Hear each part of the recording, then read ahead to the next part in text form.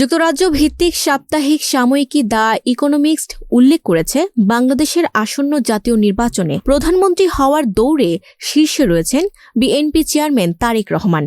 সাময়িকীর ২রা ফেব্রুয়ারি প্রকাশিত বিশ্লেষণে বলা হয়েছে, খ্যাতনামা রাজনৈতিক পরিবারের ৬০ বছর বয়সী তারেক রহমান আগামী ১২ ফেব্রুয়ারি অনুষ্ঠিত নির্বাচনের পর প্রধানমন্ত্রীর সম্ভাব্য প্রার্থী। বিশ্লেষণে বলা হয়েছে, এটি ২০২৪ সালের বিপ্লবের পর প্রথম নির্বাচন, যা দেশকে গণতন্ত্রে ফিরিয়ে আনবে, আইন শৃঙ্খলার উন্নতি ঘটাবে, বিনিয়োগকারীদের আশ্বস্ত করবে এবং ভারতের সঙ্গে বাংলাদেশের সম্পর্ক পুনঃস্থাপন করবে। দ্য ইকোনমিক্স স্মরণ করিয়ে দিয়েছে, বহু বছর ধরে বিএনপি তার প্রয়াত মা খালেদা জিয়া এবং তার বাবা প্রাক্তন প্রেসিডেন্টের নেতৃত্বে পরিচালিত হয়েছে। বর্তমান পরিস্থিতিতে দলটি জনমত জরিপে এগিয়ে রয়েছে। সাময়িকী অনুসারে তারেক নির্বাচিত হলে বিনিয়োগ ও কর্মসংস্থান বাড়াতে, তরুণদের প্রশিক্ষণ দিতে এবং দেশের পানি ও পরিবেশ সংরক্ষণে উদ্যোগ নেবেন। প্রতিবেদনটি উল্লেখ করেছে, তারেক রহমান প্রতিশ্রুতি দিয়েছেন মতপ্রকাশের স্বাধীনতা নিশ্চিত, আইন শৃঙ্খলা বজায় রাখা এবং দুর্নীতির বিরুদ্ধে কঠোর ব্যবস্থা নেওয়ার। এছাড়া ২০২৪ সালের